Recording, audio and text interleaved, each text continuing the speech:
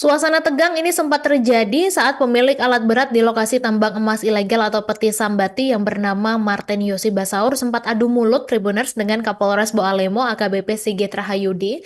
Jadi dalam video yang beredar, Martin ini terlihat tidak gentar begitu dalam menghadapi perwira polisi nomor 1 di Polres Boalemo tersebut. Kejadian awalnya ketika Martin ini mengaku dipanggil ke Mapolres terkait penyitaan alat berat miliknya yang digunakan dalam aktivitas penambangan emas ilegal. Kemudian Martin di depan sejumlah anggota polisi ini menelpon seseorang. Dia menyebut kalau dia diperlakukan kasar oleh Kapolres. Akhirnya Kapolres yang mendengar ucapan itu langsung masuk ke ruangan dengan raut wajah yang marah dan juga membalas pernyataan Martin.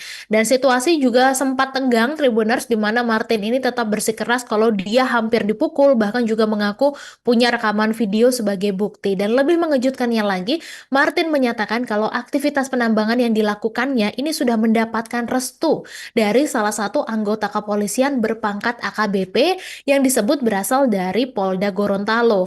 Akhirnya Kapolres Boalemo sendiri menegaskan bahwa pihaknya hanya menjalankan tugas penegakan hukum terhadap aktivitas tambang yang secara jelas terlihat dari jalan dan tidak memiliki izin resmi. Dan ketika diminta surat perintah sebagai dasar penertiban, Kapolres juga menyatakan kalau penindakan yang dilakukannya ini adalah bagian dari kewenangan penyelidikan. Namun Kapolres Sigit menegaskan kalau anggotanya bertugas dilengkapi surat perintah darinya dan dengan gesturnya juga dia tampak meminta salah satu anggotanya untuk memperlihatkan surat perintah tersebut.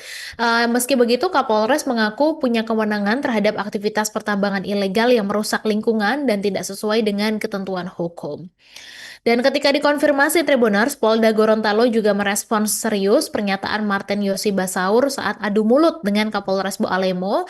Jadi Kepala Bidang Humas Polda Gorontalo, Kombes Pol Desmond Harjendro menegaskan pihaknya siap menelusuri lebih lanjut dugaan keterlibatan anggota apabila disertai bukti yang sah. Download Tribun X sekarang, menghadirkan lokal menjadi Indonesia.